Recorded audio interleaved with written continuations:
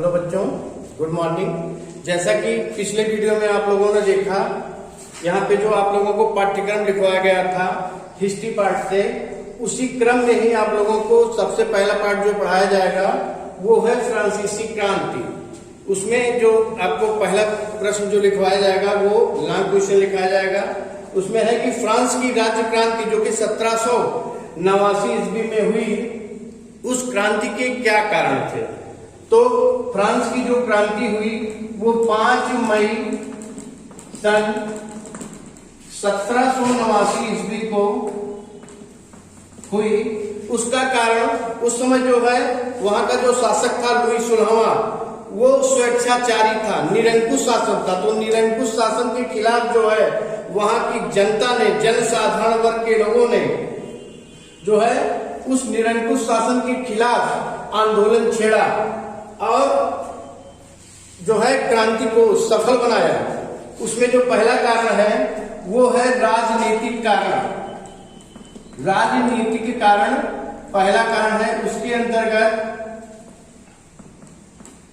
राजनीतिक कारण के अंतर्गत लुई 16वां उसके शासन काल में, क्योंकि उस समय वहां पर राजतंत्र व्यवस्था थी, राजतंत्रीय व्यवस्था के अंतर्गत उस पर किसी का कोई भी अधिकार नहीं था और उसको कोई रोक भी नहीं सकता था। इसलिए उसने जो है जनता पर अत्यधिक करों का बोझ डाल दिया, जिसके कारण वहां की जनता उसके खिलाफ हो गई, जिसके कारण वहां पर क्रांति हुई।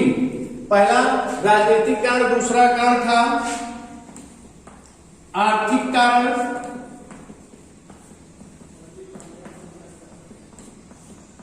आर्थिक कारण के अंतर्गत फिजूल खर्ची।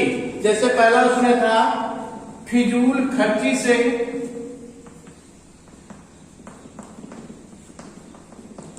राजकोष का खाली होना।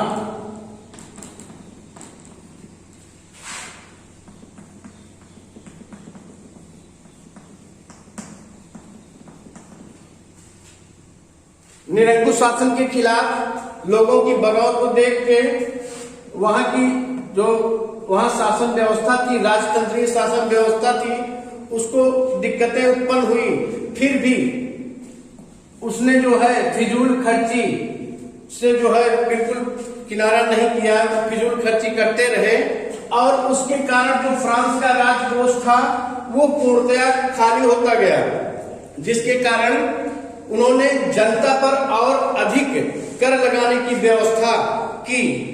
ये दूसरा कारण था। इस आर्थिक कारण में दूसरा कारण देखिए,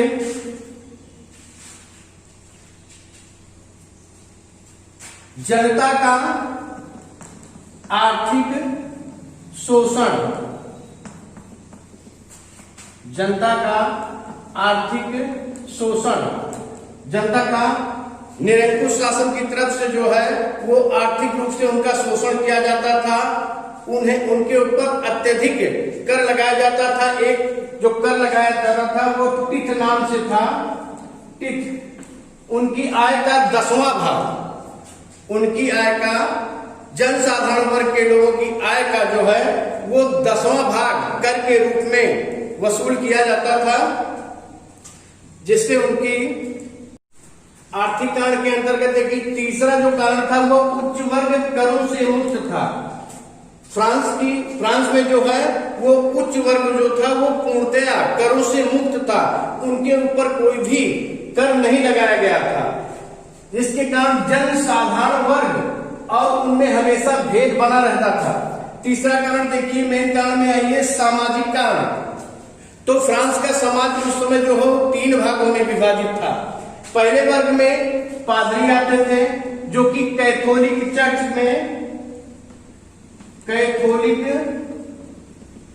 में इनको उच्च स्थान प्राप्त था। ये पूर्णतया करों से मुक्त रहते थे। कैथोलिक वर्ग के लोग ही वहां पर करों से मुक्त थे और उच्च पदों पर भी फ्रांस में कैथोलिक चर्च के अनुयायियों की ही भर्ती की जाती थी और प्रोटेस्टेंट धर्म को जो है वो नकारा जाता था, कभी उनकी भर्ती नहीं की जाती थी, चाहे उस योग्य हो तब भी। तो कैथोलिक चर्च के जो पादरी लोग होते थे, इनको जो है अतिरिक्त अधिकार प्राप्त थे। ये टिथ नामक कर जो लगाते थे ये इनके ऊपर था। इसमें 10वां भाग आप लोगों को बताया गया कि कर का 10वां भाग जनसाधारण वर्ग के लोगों से वसूल किया जाता था। दूसरे वर्ग में कुलीन, दूसरा देखिए दूसरा पॉइंट, कुलीन वर्ग। कुलीन वर्ग में राज्य के जो राज्य अधिकारी आते थे और राजमहल में रहने वाले लोग आते थे।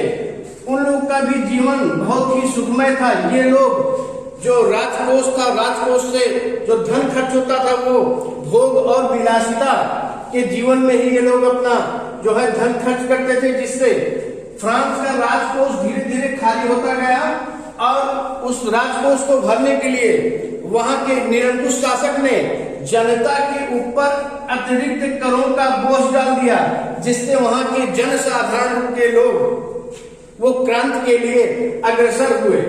तीसरा वर्ग जो था वो जनसाधारण वर्ग का था, जो कि पूर्णतया करों से ये दबे हुए थे। इसमें कृषक आते थे, इसमें मजदूर आते थे और व्यापारी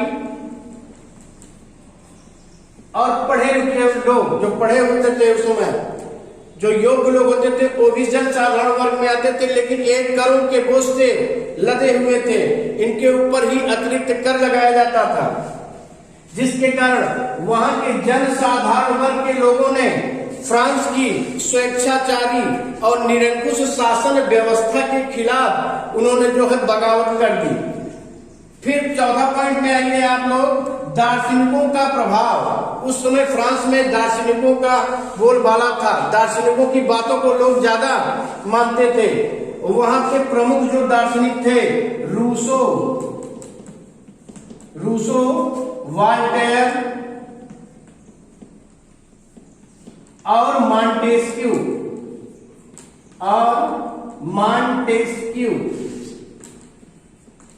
इन विचारकों ने जनता में जो है क्रांति के लिए व्यवस्था दी, वहां पे लोगों को समझाया, वहां की निरंकुश शासन व्यवस्था के खिलाफ आगे बढ़ने के लिए प्रेरित किया, जिससे फ्रांस की क्रांति जो है वो 1789 ईस्वी में सफल हुई और राजतंत्र व्यवस्था को जड़ से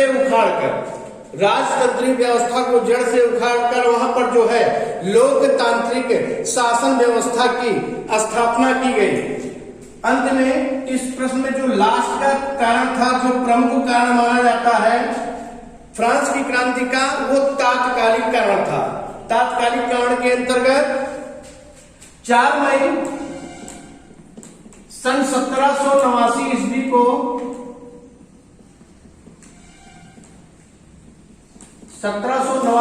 को वहां पर कैलोन की अध्यक्षता में 4 मई सन 1789 ईस्वी को स्टेट्स जनरल की व्यवस्था की गई, बैठक बुलाई गई, जिसमें यह निर्धारित करना था कि जनता के ऊपर अत्यधिक या अतिरिक्त कर लगाया जाए, जिसकी जानकारी जनसाधारण वर्ग के लोगों को हुई और स्टेट्स जनरल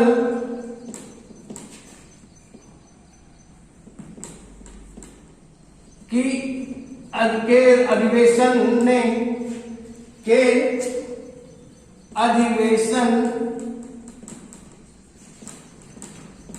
ने फ्रांस की क्रांति का बिगुल बजा दिया और वहां की जनसाधारण वर्ग के लोगों ने मिलकर वहां की निरंकुश स्वेच्छाचारी, जो कि वहां के शासक जो है अपने अधिकार को दैवीय अधिकार मानते थे, उसका खात्मा करके उसको समाप्त करके वहां पर लोकतांत्रिक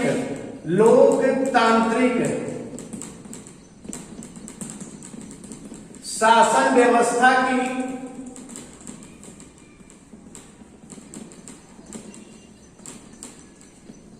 स्थापना किया। इस वीडियो में इतना ही। अगले वीडियो में आपको जो है फ्रांस की क्रांति की प्रमुख घटनाएं क्या थी उसके बारे में बताया जाएगा। जैसे फ्रांस की क्रांति के अंतर्गत टेनिस कोड की शपथ क्या थी, बास्तील जेल का तोड़ा जाना और राष्ट्रीय सभा, इन 3 प्रमुख घटनाओं के बारे में आपको अगले वीडियो में जो है फिर बताया जाएगा। तब तक के लिए धन्यवाद।